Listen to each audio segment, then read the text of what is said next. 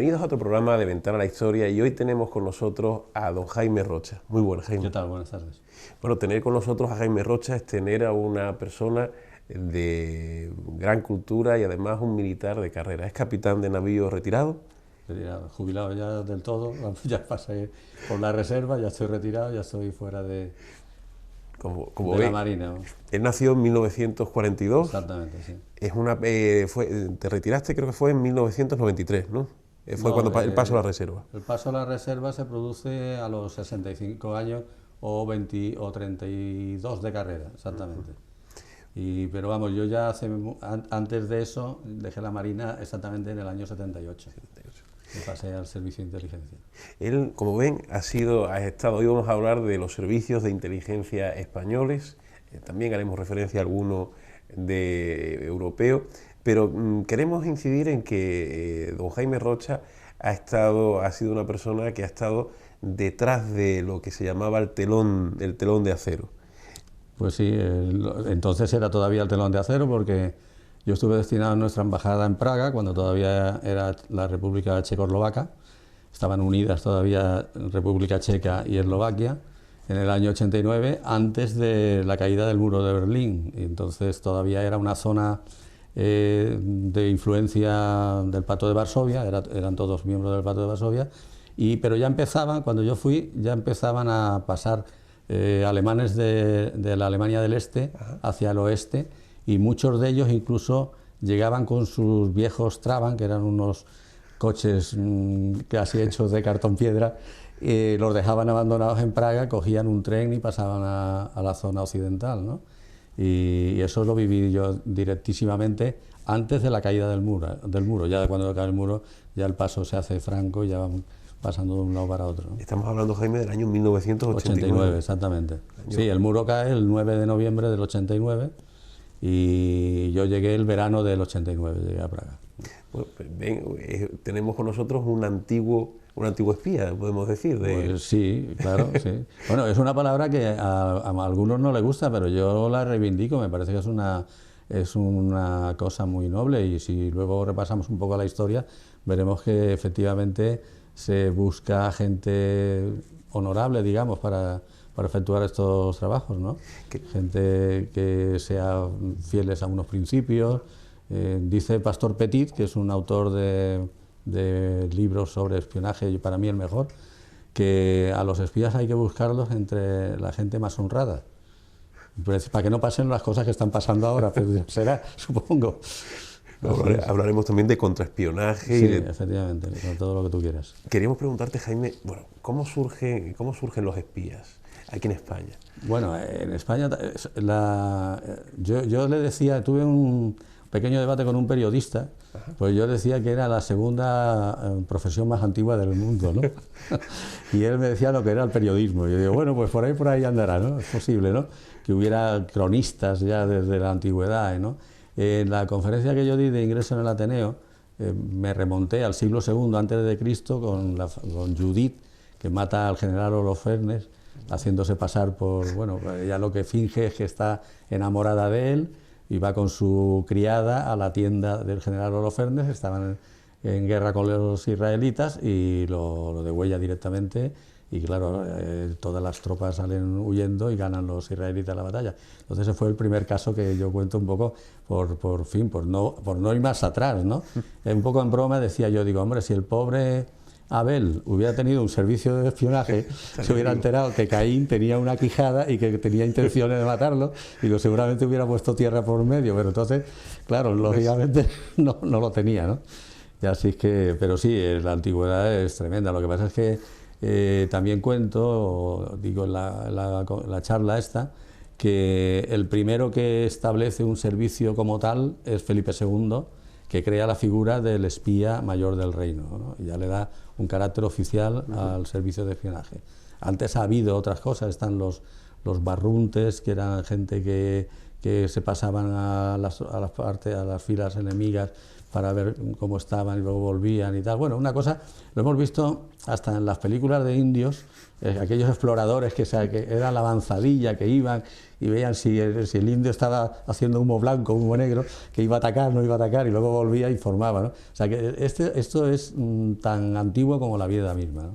Nosotros queríamos preguntarte, bueno, porque hay dos, tú hablas en tus artículos del humming y el siging. Sí, eso ya modernamente, porque claro, esto como todo, pues la humanidad y la ciencia sobre todo ha evolucionado de una forma tremenda, ¿no? Entonces, desde que aparecen los satélites, y aparecen satélites de comunicaciones, me refiero, y aparecen todas esas nuevas tecnologías, el espionaje, el espionaje se hace fundamentalmente por dos medios. Un medio es el humano, que es el clásico espía que se traslada a un país extranjero o que se infiltra en una organización terrorista o que hace cualquier cosa, pero él personalmente, y obtiene una información que suele ser vital para el país para el que está trabajando, y luego es la información que se obtiene a base de aparatos de tecnología moderna, ¿no?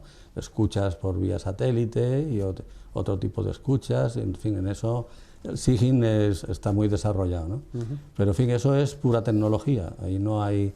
La intervención humana se limita a, una vez obtenida la información, depurarla, lo que llamamos la elaboración de la inteligencia, ¿no? Porque una cosa es la información y otra cosa es la inteligencia.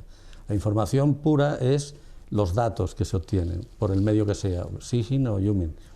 Pero luego hay unos analistas, que son los oficiales de inteligencia, que esa información la depuran, la filtran y elaboran los informes finales, que son los que contienen verdaderamente los datos de inteligencia, ¿no? Bueno, queríamos preguntarte, porque a lo largo de la historia de España, creo que hablas en tus escritos de algunos espías famosos, y queríamos preguntarte, sí, estamos en el tricentenario del nacimiento de Jorge Juan. Sí, se cumplió en enero, ¿sí? ¿Qué podemos decir de este espía? Bueno, Jorge Juan ha sido un hombre, o fue un hombre muy polifacético, porque aparte de ser también marino, pues él desarrolló una labor científica encomiable, pero también tuvo su parte de servicio al país como espía. A él lo trasladaron a Inglaterra con la misión de copiar los sistemas de construcción naval ingleses y traerse toda la información que pudiera. Tanto es así que cuando él regresa, además se trae a otros 50 personas con él, que son los que le ayudan a darle el cambio a todo el sistema de construcción naval español y pasarlo, porque se había comprobado, o se pensaba, o se sabía positivamente que los barcos ingleses tenían una construcción más eficaz y quizá incluso hasta a lo mejor más liviana, o más, no sé, tenía muchas ventajas sobre la construcción naval española, y entonces a Jorge Juan lo mandan a Inglaterra y está en Inglaterra un tiempo, y en ese tiempo pues se dedica a espiar cómo trabajan se trae muchísima documentación y se trae incluso 50 personas con él para que le van a ayudar luego aquí a hacer claro, sin que se enteren, porque ya las instrucciones que le dan le dicen que mucho ojo, que no lo vayan a detectar los ingleses, ¿no? Sí, efectivamente. Y tenemos en ese siglo, a finales del XVIII, principios del XIX, teníamos otro que hablas de Domingo Badía, en el mundo, un español que se infiltró. Domingo Badía se hace pasar por árabe. Es un hombre que también trabajó fundamentalmente en los países árabes y más que nada a Marruecos. Hay un libro que se llama Viaje a Marruecos de Domingo Badía. Ali Bey era su nombre de guerra, Ali Bey. Catalán también, los catalanes dan mucho juego para el tema del espionaje, y como ya hemos visto y veremos. Y este Ali Bey pues viajaba a Marruecos disfrazado, vestido camuflado, y creo que no hablaba incluso muy bien el árabe, pero a pesar de todo salía adelante, no sé si manejando a lo mejor el francés o tal. Pero en fin, el hombre hizo una magnífica labor, y bueno, y es uno de los espías más famosos que tenemos, Ali Bey o Domingo Badía. Y también he escuchado alguna vez hablar contigo también hay una mujer que es la condesa de Romanones, ¿no? Bueno, sí, es condesa de Romanones por matrimonio, porque ella era Aline, una norteamericana que perteneciente, bueno, a lo que hoy es la CIA, era la agencia de inteligencia norteamericana, y trabaja durante la Segunda Guerra Mundial, trabaja en España, trabaja en Portugal, trabaja en Suiza, y ahí desarrolla, ella tiene varios libros escritos. La espía que vestía de rojo es el primero que escribe, que son medio biográficos. Yo creo que tiene mucho de biográfico, pero también un poco novelados, realmente son amenos. Y esta mujer terminó casándose con el conde de Romanones y fue condesa de Romanones. Pero antes de ser condesa de Romanones ya fue espía norteamericana. ¿Sí? Jaime, queríamos preguntarte sobre los servicios de inteligencia español sobre el siglo XX. Ahora tenemos el CNI. CNI, ahora sí, desde el 2002 creo que es cuando cambia el nombre, yo ya no estaba.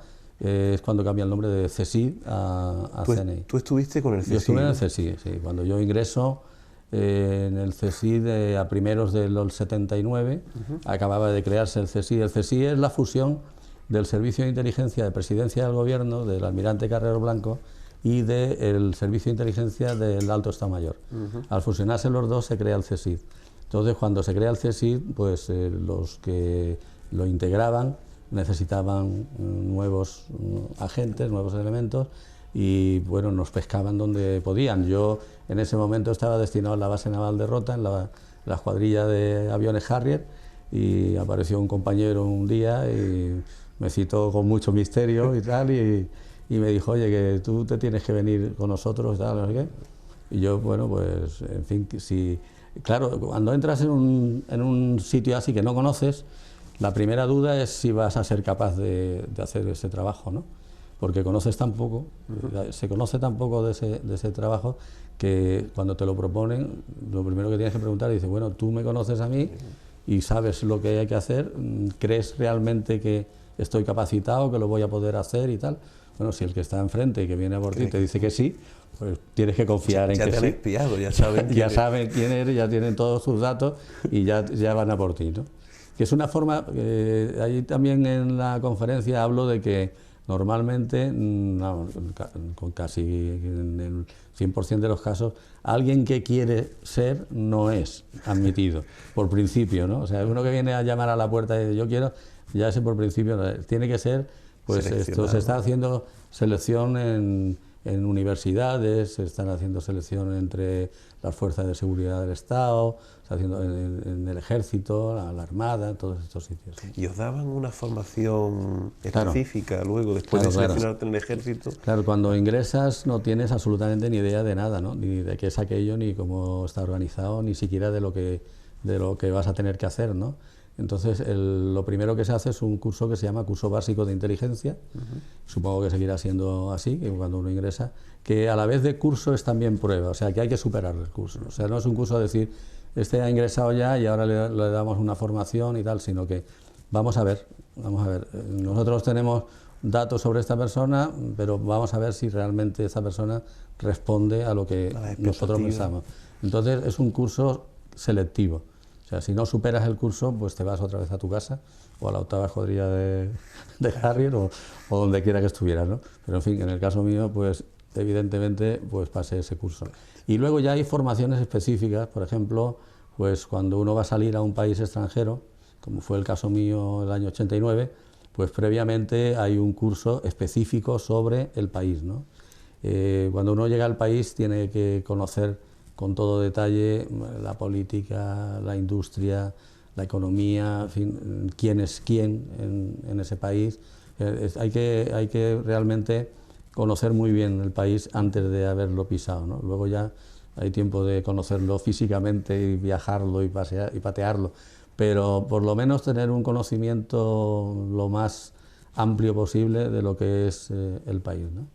Nosotros queríamos preguntarte porque desde cuando en la época del CNI, recuerdo que alguna vez, en la época del CSIC, me comentaste que fue en la época en que se infiltró un espía en la banda terrorista ETA. Sí, el Lobo, el llamado Lobo. Y este hombre, efectivamente, pues, en fin, tenía las condiciones para infiltrarse por su ideología, que era absolutamente contraria a ETA, vasco, vasco parlante, o sea, que era un hombre de la tierra.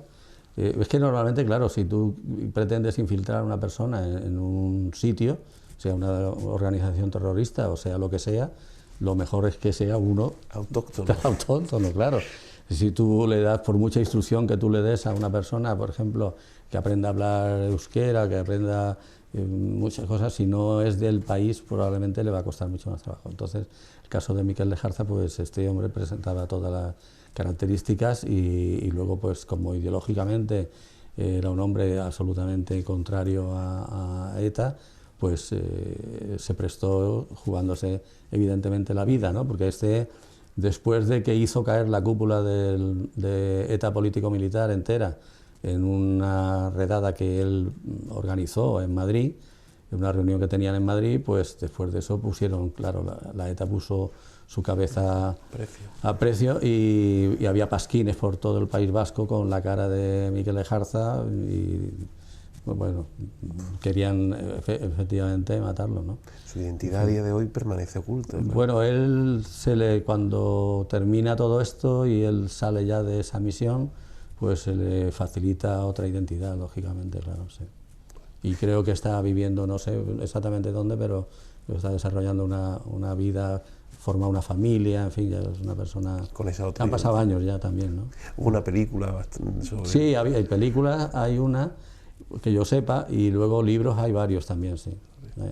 Sí, es un personaje realmente, pues, muy peculiar, pero sí que tengo que decir que no es el único caso, lo que pasa es que es el único caso que ha trascendido a la opinión pública, pero afortunadamente, pues hemos tenido, y las fuerzas de seguridad del Estado también, pues gente infiltrada en ETA, que han salvado muchas vidas, lógicamente, porque se han abortado atentados, ¿no? Atentados que estaban organizados y gracias a que teníamos gente allí, pues se pudieron abortar. Ellos lo saben, ¿eh? ETA ha sabido siempre que ellos empleaban una expresión, algo así como que parecía un queso gruyere, ¿no? La ETA, porque tenía agujeros por todos lados y entraba... Porque, francamente, desgraciadamente ha habido casi 1000 muertos, ¿no? Pero es que podrían haber habido muchos más, ¿no? Y gracias a esta gente que se jugaba la vida y que se infiltraba allí, pues efectivamente sí, ¿no? Vamos, yo he conocido, a Miquel Lejarza lo he conocido personalmente y he conocido a otros también que estaban allí. Infiltrados. Queríamos preguntarte, Jaime, volviendo, la misión que tuviste en esos años, finales de los años 80 y principios de los 90, en que pudiste ver la caída del comunismo. Pues sí, cuando yo cuando me acuerdo que cuando salí de Madrid, cuando a mí me destina, estaba todavía el recientemente fallecido general Manglano, era el director, y era el que me manda hay un proceso de selección previo también, siempre que alguien va a salir a un país extranjero. En el caso, verás, hay dos formas de ir a un país extranjero. Se puede ir abierto. Si hay una relación entre los servicios de inteligencia, pues el servicio de inteligencia español manda allí a la embajada a un agente y el otro servicio manda a un agente a su embajada en Madrid. Y hay una comunicación, intercambio. Pero eso es lo que llamamos servicios amigos, entre comillas, ¿no? Pero cuando yo me voy para Checoslovaquia era todavía un país del Pacto de Varsovia, aún no había caído el muro de Berlín y no teníamos relaciones con el servicio. Entonces no puedes ir como agente, tienes que ir como otra cosa. Entonces vas como diplomático, encargado de tal negociado, tal cosa y tal y cual. Decía que cuando el general Manglano me despidió, pensaba que había muchos informes que ya estaban pasándose de la Europa de la Alemania del Este a Alemania del Oeste, ya Hungría, Polonia, esos países ya estaban evolucionando, pero se pensaba que Checoslovaquia, que tenía un régimen comunista muy fuerte, y Rumanía, y Rumanía con Ceausescu, pues que esos no iban a cambiar, que esos iban a seguir así. Y así me lo dijo incluso el director cuando me fui. Dice, bueno, que sepas que te vas a un país que seguramente lo vas a pasar muy mal, porque allí... Pero bueno, afortunadamente el tema cambió, porque con la caída del muro de Berlín, pues ya todos los países, ya la revolución checoslovaca que yo viví, yo estuve en todas las manifestaciones en Praga, en la plaza de Lenna y luego en la plaza de Venceslao, en fin, todo eso lo viví allí en primera persona, ¿no? Y luego viví también la separación de Chequia y Eslovaquia. Todo eso fueron unos años francamente muy interesantes porque el cambio en Europa del Este fue radical, ¿no? De un comunismo... Cuando yo llegué, Checoslovaquia era un país comunista vamos a ver, de los más comunistas, el régimen muy fuerte. Yo muchas veces hablo con amigos míos y les explico un poco lo que era el comunismo aquel, y yo creo que ese comunismo no lo puede creer nadie, porque es muy igualitario, efectivamente, pero igualitario por abajo. O sea, la gente no tenía de nada, ¿no? Solamente un ejemplo, hospitales. Tuvimos que acudir a un hospital en un momento determinado para un pariente mío que tuvo un pequeño accidente doméstico, y estuvimos recorriendo hospitales de Praga.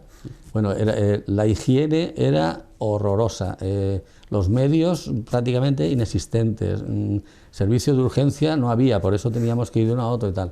Sin embargo, los que estábamos como diplomáticos teníamos acceso a un hospital que estaba reservado para los dirigentes del Partido Comunista y los diplomáticos extranjeros.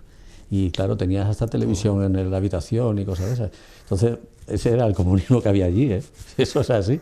Eso, alguien me puede decir, bueno, estás exagerando. No estoy exagerando absolutamente nada, y tengo a toda mi familia que se viene allí conmigo de testigos de que eso era así, sí. ¿Y enviabas informes a Madrid? Diariamente, claro. Hemos leído alguna vez artículos tuyos en el Diario de Cádiz en que comentas esa... Sí, claro, porque para eso te mandan, ¿no? Sobre todo, un momento muy importante. Fíjate tú, antes te comentaba que tuve una pequeña discusión con un periodista. La época aquella, en Praga, por ejemplo, pues estaban periodistas, Alfonso Rojo, Germán Terç, todos estos, las primeras figuras, Ricardo Starriol, todos estos, estaban allí, porque desde allí, desde Praga, iban a otros países y tal, informaban diariamente en sus periódicos, sus medios, de la evolución que estaba teniendo. Era muy importante lo que estaba pasando en la Europa del Este en aquel momento, y si a los periodistas les interesaba para informar a sus lectores, imagínate tú a un servicio de inteligencia occidental.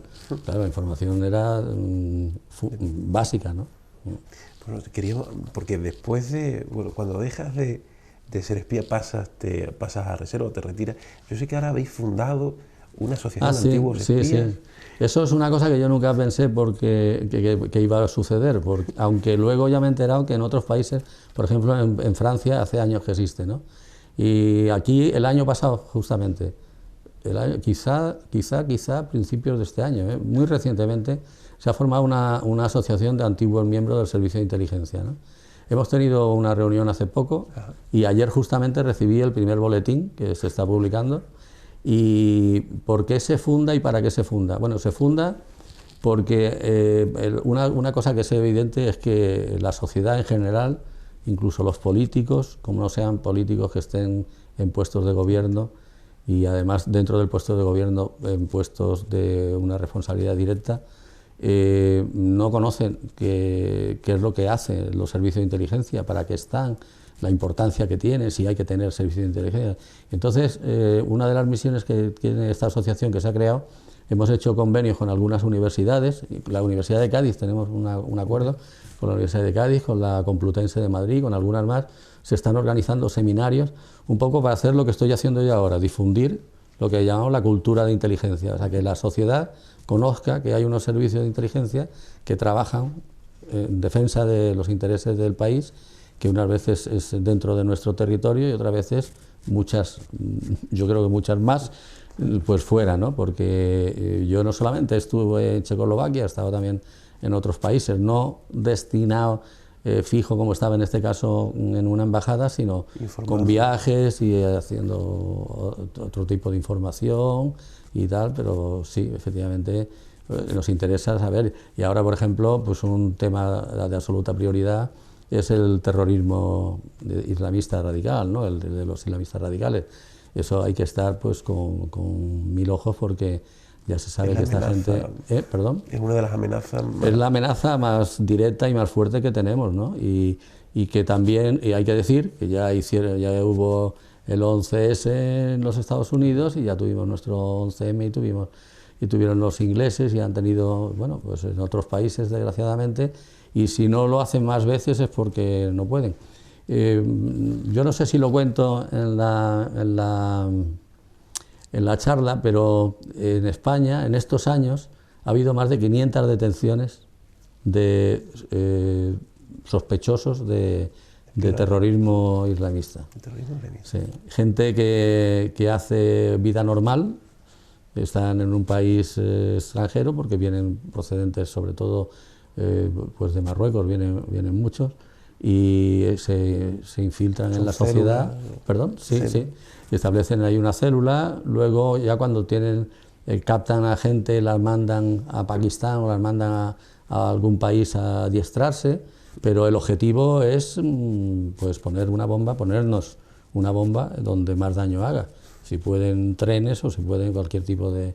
Y entonces, pues en este tiempo, pues gracias a las escuchas, entre otras cosas, que ahora están tan denostadas y que todo el mundo se echa a temblar, bueno, pues gracias a eso pues se han detectado y detenido y expulsado o encarcelado a más de 500 agentes, ¿no? Queríamos preguntarte, para terminar un poco, porque sé que en algún artículo tuyo has hablado de Garbo también. Sí, hombre, Garbo, claro. Garbo es quizá el espía español, también catalán, por cierto. Este hombre era absolutamente antinazi, ¿no? Entonces su mujer se traslada de Barcelona a Madrid y se va a la embajada británica y se ofrece al marido como agente de inteligencia, como espía para los aliados, ¿no? Y claro, como te he contado antes, si alguien va una vez y llama a la puerta, le dicen, fuera, esto no funciona así fuera. Efectivamente, no lo quisieron.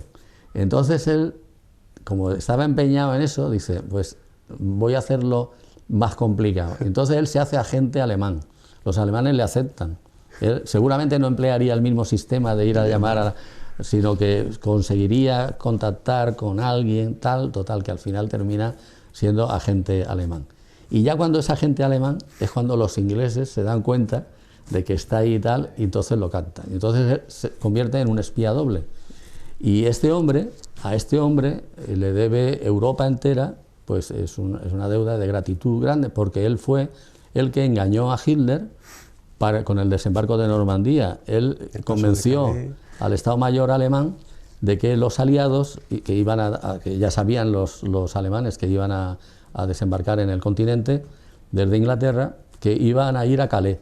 Entonces Hitler concentra las fuerzas, el mayor número de fuerzas, en Calais, y empieza el desembarco en Normandía y le dicen a Hitler que no estaban viniendo aquí, que están yendo allí. Y dice Hitler, no, vienen aquí, eso es una maniobra de distracción. Pero donde vienen de verdad es aquí. Bueno, pues el autor de ese engaño es Garbo, del que también hay muchos libros escritos, y este hombre murió al final en Venezuela en los años 80 y tantos, una cosa así, pero realmente, si la labor de espionaje es difícil, el espía doble ya tiene que ser la locura, ¿no? Porque ya no es que tengas que adoptar una identidad, sino ya dos identidades distintas, y saber lo que le dices a uno y lo dices a otro. Además, también, como él realmente está espiando, sus intereses estaban en el lado de los aliados, pero él no podía pasarle información a los alemanes falsa, porque lo cogen a la primera en cuanto detectan. Bueno, este hombre, la información que está dándonos es absolutamente falsa, esto no sirve para nada. Entonces él tenía que dar una información, pero se daba con un tiempo de no posible reacción, para que no dieran tiempo los alemanes, pero verdadera, pero quizá retrasada un poco en el tiempo, de una manera que ellos comprobaran que era cierta, pero que no les hubiera servido para mucho, ¿no? Bueno, apasionante, Jaime. Sí, muy apasionante, realmente sí. Pues darte las gracias por venir a Ventana a la Historia. Gracias a vosotros por darnos la oportunidad. Ya te digo que una de las finalidades de esta asociación de antiguos miembros de Servicio de Inteligencia es precisamente difundir a la sociedad pues lo que son los servicios de inteligencia, la importancia que tienen y que la gente nos conozca con cara y nombres y apellidos, ¿no? Os seguiremos leyendo tanto en el boletín de esa asociación como tus artículos en el diario. Muy bien, pues muchas gracias. Gracias por haber venido. Gracias. Jaime. Y gracias. Señores, la próxima semana nos vemos en otro programa de Ventana a la Historia. Hasta la próxima.